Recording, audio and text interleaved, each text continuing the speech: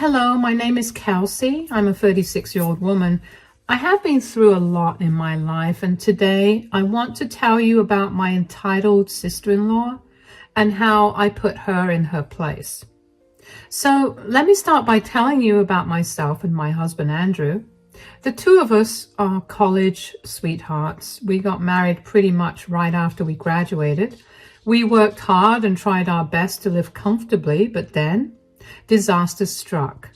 One day while I was at work, we ended up getting robbed and held hostage for a total of 12 hours. Needless to say, that experience left me traumatized for a long time. After that, I could not bring myself to walk into an office and work. So Andrew and I decided it would be best for me to stay at home. Andrew made enough to support us, and we were both happy with that. Enter my sister-in-law, Madison. Madison moved to our city because she wanted to go to the same college that we went to. She's a good 10 years younger than us, and we considered her to be a child to us more than a sibling. Anyway, we tried our best to be there for her when she moved, but she seemed to be getting along fine in university, and she never really seemed to want to spend much time with us. We understood that. When we were in college, all we wanted to do was spend time with our friends and have fun. We never pushed her to meet with us or anything. We would only call her every week to make sure that she was doing fine. That was how it was for most of her college life, and it was all going smoothly until one day, Madison came over unannounced. I opened the door to her sobbing and barely being able to breathe. Obviously, I was alarmed and I invited her in. "Oh my gosh, Madison, what happened? Why are you crying? Come in. I'm so sorry for showing up unannounced." "Nonsense. Don't apologize. We're family. Here, drink some water. And when you calm down, why don't you tell me what's wrong?" "Thank you so much for this. I just got dumped." "Oh, sweetie, I'm so sorry that you're going through this." "I'm not even as sad about the fact that I got dumped as I am about the reason that I got dumped." "If you don't mind me asking, why did he dump you?" "Well, I'm pregnant, and he didn't like that, so he just left me." Oh my God, you're pregnant? "Yeah, and I don't know how I'm going to do this. I'm still in college and I can't support a child." I don't know if it's my place to say this, but did you consider maybe giving the child up for adoption? "There's no way that's happening." "Sweetie, I understand that you're going through a lot right now, but wouldn't it be the right thing to do? I'm going to be doing all the hard work of carrying this baby, and my body is going to be the thing that suffers for it. There's no way that I'm going to give up the child after I went through all of that." "Okay, well, what do you suppose you want to do then?" "I don't know. I really don't know. We can put this on hold for now. How about we make you feel better first? How do you feel about ice cream and movies?" That sounds amazing right now. Thank you for being there for me, Kelsey. Of course. You're practically my sister too. If I was being honest, I was panicking for Madison. I mean, she was so young and didn't have any financial security to have the child, and her stubbornness to keep the child was even more alarming. While we were watching our movies, I got a little more information out of Madison. Andrew and I knew that she had been dating someone, but we never pushed her to tell us more. He refused to talk to her when he found out that she was pregnant with his child. And all of that happened nearly 3 months ago. The only reason she came to our place was because she knew she needed to go to the doctor for appointments, but couldn't bring herself to do it all alone. My heart did go out to her. Madison left for her dorm a few hours later, and when Andrew came back home from work, I told him about what had happened earlier. "So Madison came over earlier today." "Really? Is she okay?" "Not really. She showed up crying." "Oh no, what happened?" Remember how she was dating this guy? He dumped her. Oh, poor thing. I get it. Getting dumped is a heartbreaking thing. But why did he break up with her? Because she's pregnant. What? Why didn't you lead with that? I don't know. I was kind of worried about how you'd react. Of course I'm going to be shocked and upset. I thought Madison would at least be a little careful. She's old enough to know how to go about doing things. I fully agree. I understand you feeling upset with Madison's choices, and your feelings are valid. But getting upset will not change what's happening. So what do you suggest we do? She will have nowhere to go. I mean, my parents will not help her out because they told her that they were not going to help her if she got pregnant. And we don't have the funds to help her out. I was thinking maybe I should pick up a job. Nothing too stressful for my mind, of course. Are you sure? I don't want you to strain yourself and for you to get hurt in the process. Of course. Besides, she's my family too, and I want to be able to help her out. I do too, but I don't want to do it at your expense. Are you absolutely sure that you want to do this? Because letting her move in means we'll also have to help take care of the baby. Darling, I'm 100% sure about this. I'll start looking into some more domestic jobs. We can continue to live on your pay, and we can help Madison with my pay. That sounds like a good plan. Thank you so much for helping Madison out. What is with the two of you thanking me? Come on. Wouldn't you do the same for me? Of course, darling. Now, why don't we forget about this for a moment and watch a good movie? I was glad that Andrew took the news better than I expected him to. I knew that even though he and Madison didn't have the closest relationship, he was still protective of her, considering she was his babysitter. But I knew that I was going to do my best to find the best kind of job I could that would not trigger my PTSD in any way. After scouring the internet and asking around a little, I found out that just a few blocks away there was a whole line of rich neighborhoods. And most of them were looking for housemaids, and they were willing to pay pretty decently for them. Of course, I applied immediately because I felt like it was the best job that I could get, and for me to work. After applying around, I decided that I needed to tell Madison what was happening and how we planned to help her out. So I called her and asked her to come over. When she arrived, she looked nervous, but I greeted her as warmly as I could. Madison, come in. Hey, Kelsey, what's going on? Why'd you call me over? I just wanted to check in on you, and I wanted to talk to you about something. Well, I'm still very sad, but I guess I'm coping. I wish I could help you feel less sad about the breakup, sweetie, but I am glad to hear that you're getting by. And what about the pregnancy? Are you eating well? I have no appetite, but I'm eating just for the baby. I still don't know how I'm going to survive when the baby comes. Yeah, that's what I wanted to talk to you about. I spoke to Andrew about your situation. Oh no, is he disappointed with me? Is he upset or angry? He's a little disappointed in you, but he's not angry or upset. He's just very worried about you, which is why we want to help you out in any way that we can. Oh, what do you mean? Well, for starters, we would like you to move in with us. That way, we can help take care of you and the baby when it comes, and it will also provide you with a place to live so you don't have to struggle financially with that. Seriously? But aren't you guys struggling financially too? Will you be able to help me out? Don't you worry about that. I've looked into it and I can work as a housekeeper. A housekeeper? There are a lot of rich people in this neighborhood who need housekeepers, and they pay decently. With that extra cash, I can help you out. Would you really do that for me? Of course I would. I told you. You're my sister too, and it's my duty to make sure that you're safe and doing well. I cannot even begin to tell you how much this means to me.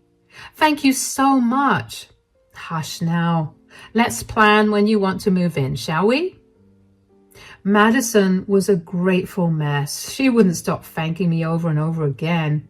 And at some point, I had to beg her to just accept the help that she was getting, and Andrew and I helped Kelsey move into our place.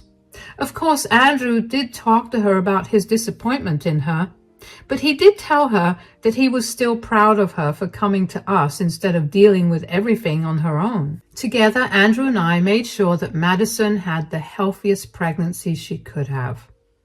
We made sure to take her to all of her doctor's appointments and made sure she ate all the food that was good for the baby's development. As for my work, I managed to land a few houses to take care of. I don't know why I didn't think of it on my own. I mean, I love keeping my house clean, and not to toot my own horn or anything, but I'm pretty good at it.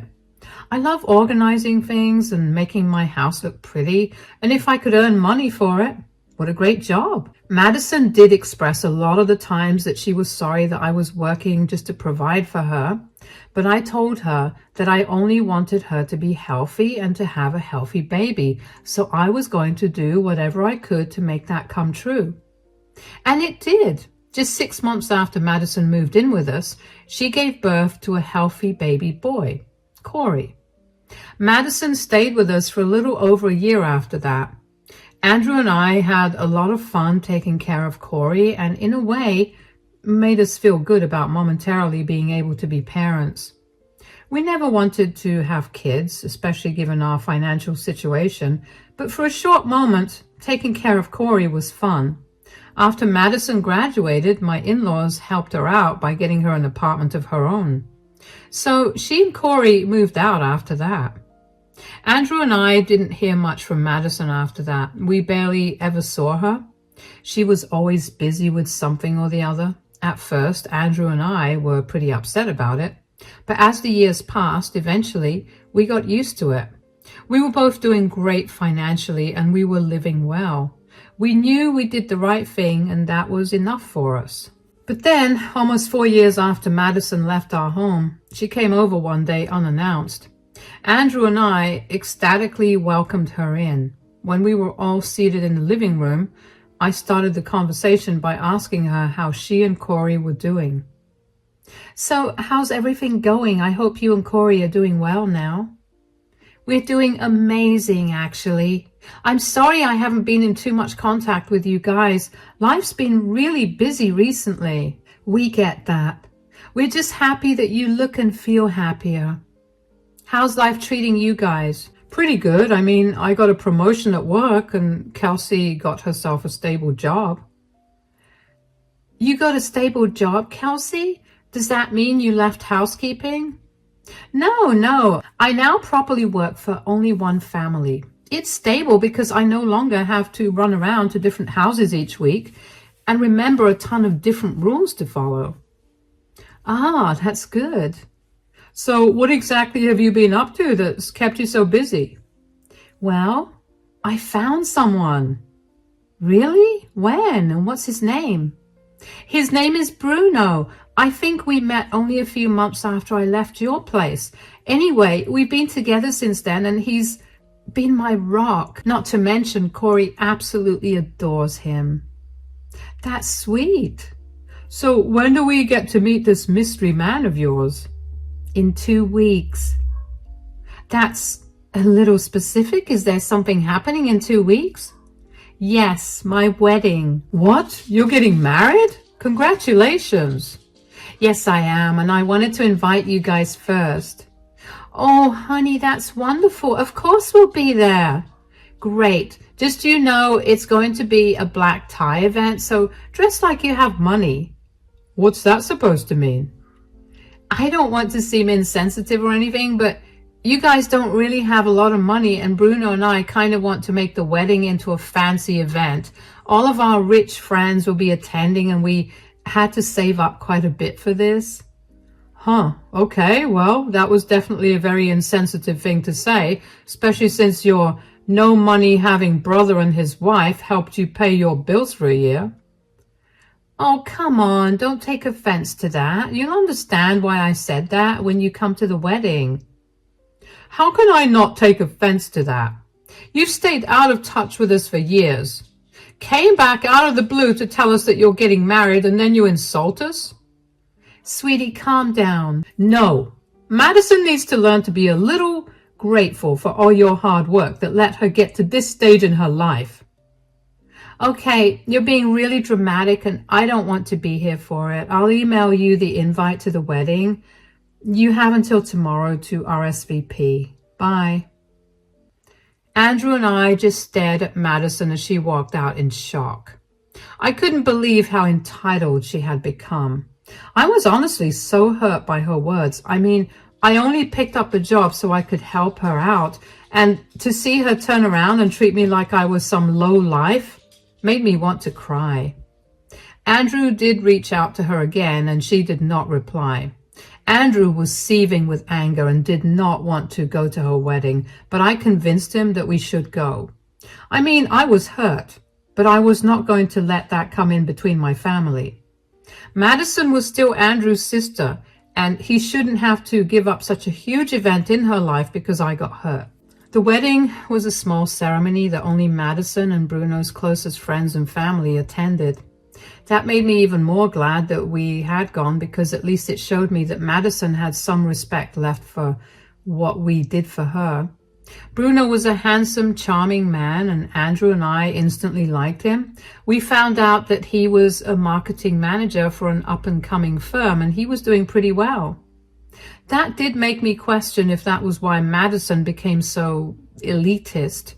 I mean, she probably got used to living a lot more comfortably with Bruno. That didn't excuse any of her comments, but it did give me a reason. Anyway, a few months after the wedding, the family that I had been working for decided to move to another state.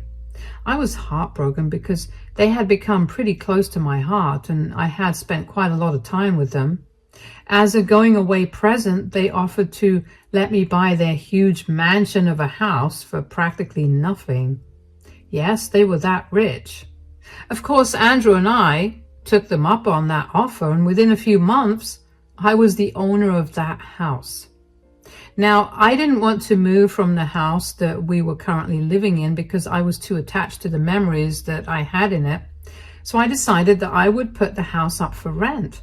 And if that didn't work, I could try turning it into an Airbnb. Well, just a few days after I put the house up for rent, I got contacted by someone. After a few conversations, I quickly realized that I was talking to Bruno, Madison's husband. Of course, I was curious as to why they were renting a house, but I kept my questions to myself, and instead, as a favor to the family, I offered to rent it to him for dirt cheap. He accepted that offer, not without thanking me profusely, and within the next month, Bruno, Madison, and Corey had moved in. Andrew and I decided that we'd give them another month to settle in before swinging by to meet them. I let Bruno know before we went there, but he must not have told Madison about our visit. When we got there, Bruno greeted us warmly. "Oh, hey guys, come in." "Hi, Bruno. I hope you guys are settling in well." "Absolutely. Madison and Corey are settling in well, and they love the new home." "That's good to hear, but where are they?" "Madison just got done giving Corey a bath. She should be down any minute." "Oh, there she is." "Whoa, what are you doing here, Kelsey?" "Oh, I just dropped in to see how you guys were doing. I hope you're enjoying the new place." "Of course I am, but you're kind of ruining it for me." "Excuse me?" "I don't know if you can see very well, but this house is stunning and only meant for those people who can afford to be here." "What are you trying to say?" "What I'm trying to say is filthy maids are not allowed in my house." "Madison, you can't speak to Kelsey that way. How dare you talk to Kelsey that way when she was the one who helped you out when you were at your lowest?" "Of course, she had to help me, and don't the poor have to serve the rich?" "What? Do you realize how insane you sound? You were the poor one. Kelsey's hard work helped you find your feet and eventually get here. Madison, you're being disgusting right now. You need to apologize to Kelsey right now, or you're going to regret it. Look, you guys can get all worked up about this, but I'm not apologizing. I know that I'm right, and there's nothing that you can say that will change my mind. Kelsey, I'm so sorry for her behavior. Please don't let this affect us. It's all good, Bruno. Whoa, Bruno, why are you apologizing to her for me? I specifically told you that I didn't want to apologize, and what effect do you think she's going to have on us? She's just a disgusting maid. You need to shut up right now, Madison. You don't know what you're talking about. Why are you defending this low-class woman over me? It's my eyes that are suffering from seeing her in my home. Oh, you mean the home that's hers? Huh? What do you mean? She owns this house. She's the one we're renting this from. What? I didn't know that. Why would you rent this from her? Why not? You begged me to buy a house, something that I couldn't afford to do, so we settled on renting one instead. I saw Kelsey's house up for rent, and I approached her about it. She was willing to rent it to us way below the market rate, so of course I took her up on that offer. She did that out of generosity, and you had no problem crapping all over that. You know what? I think it's best that Andrew and I leave right now. I'm so sorry once again, Kelsey. It's all right, Bruno. I'm sorry that you have to live with such a snob. I was fuming with rage, and I was also feeling very humiliated. I knew that Madison thought lowly of me, but to hear her openly insult me that way to my face, I was beyond angry. I walked out of the house, and Andrew followed suit. After we got back home, Bruno called me to apologize for Madison's behavior, and I told him that I didn't want any apologies from him. I only wanted them from Madison, but of course, she was never going to do that.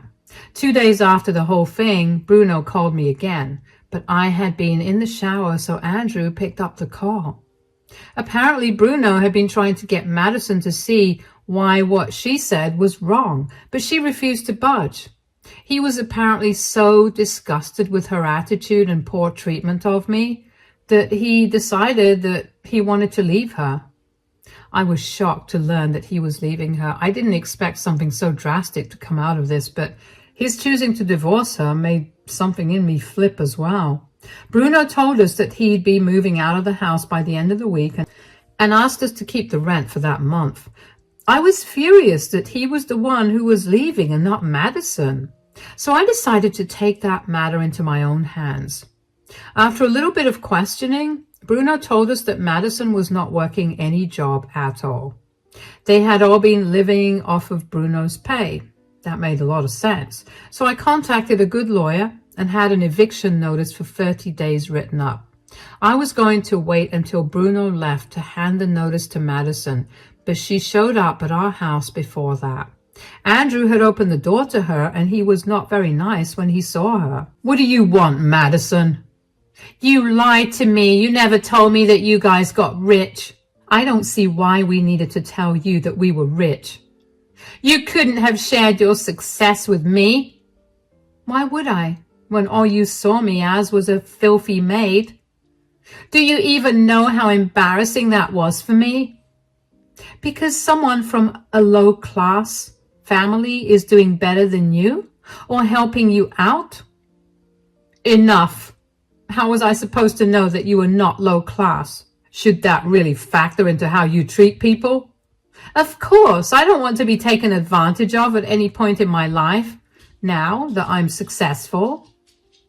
So, when you were pregnant and alone and I stepped up to help you, you're saying that I shouldn't have because you were only taking advantage of me?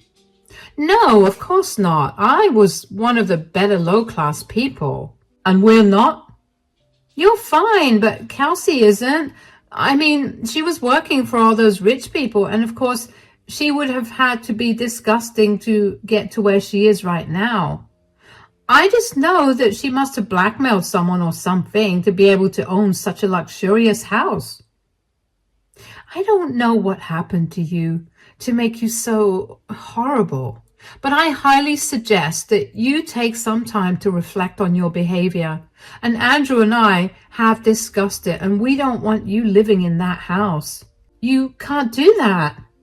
I'm pretty sure I can. I own the house, so I can do whatever I want with it. But Bruno, Corey, and I will have nowhere to go. Oh, the last time I spoke to Bruno, he was planning on leaving you. As for Corey, I'm sure that the state will intervene and make sure that he gets into a more stable home since you have no job or a place to stay. What? You can't do any of that. You've ruined my life. Maybe next time be kinder. I did my absolute best to give you the best life possible so you could flourish into a more stable adult. And you threw it all in my face and insulted all my hard work. People like you don't deserve any sympathy or kindness. Here's your eviction notice. You have 30 days to leave, and then I don't want to see you ever again. Goodbye. I don't know what kind of delusions lived in Madison's brain, because hearing her say all those things genuinely baffled me. How could someone be so dense and unaware of what they were saying? I will admit that a huge part of me felt really bad that I was punishing Madison this way, but I also knew that I could not allow her to disrespect me that way. If I had let that go, she would have probably found more ways to walk all over me again. Only I knew how hard I had to work to provide for her and get to where I am today, and she had no right to dump all over it. After that, things only went downhill for Madison. I only knew about what was happening with her because she would keep texting me about it to blame me for it. Apparently, after she left our place, Bruno served her divorce papers. Bruno later on told us that Madison began to scream and cry and beg him not to leave her, but he was having none of it. Of course, Madison had refused to work after I had helped her out. She had simply latched herself onto someone else, so she had not much to her name, which meant that she couldn't get herself an apartment no matter how hard she tried. When we hit the 15-day mark, since having served her the eviction notice, Madison called me crying and begged me to let her stay there. But honestly, I did not want to be bitten again. I had been fooled one too many times, and I was not going to allow her to hit me yet another time. I deserved better than that. At the same time, I was not a monster either, so I told her the best that I could do for her was fly her and Corey back home. Madison cussed at me for that and hung up the phone. Of course, Madison knew that if she went home, her parents would rip into her for wasting her life so far, and she did not want to deal with that, apparently. I didn't want her and Corey to be separated, but she was not willing to think logically. I had done all that I could do. Madison had apparently tried to contest the divorce and tried to extort Bruno for alimony. Unfortunately, she did manage to get some alimony from Bruno, but only for a short period of time. As for Corey, Bruno did file for his custody. He loved Corey like he was his own son and had seen how Madison barely cared for him. He provided CPS with all the evidence necessary of Madison's ineligibility to take care of and raise Corey, and eventually Corey was out into Bruno's custody until Madison got back on her feet. Now, that was blow after blow to Madison, and if there's one thing you should know about Madison, it's that she hates being wrong and hates losing. She decided that she wanted nothing more to do with any of us, so she left our city and fled to God knows where. Andrew and I are just happy that we no longer have to deal with her antics. We still keep in touch with Bruno and Corey, and we've all become even closer now. I offered to let them live in my other house again, but Bruno insisted that we move to the other house while they moved into the house that we had been living in. So that was what we did. I finally get to enjoy the fruits of my labor, and I get to enjoy a wonderful time with my family. Life just couldn't get any sweeter.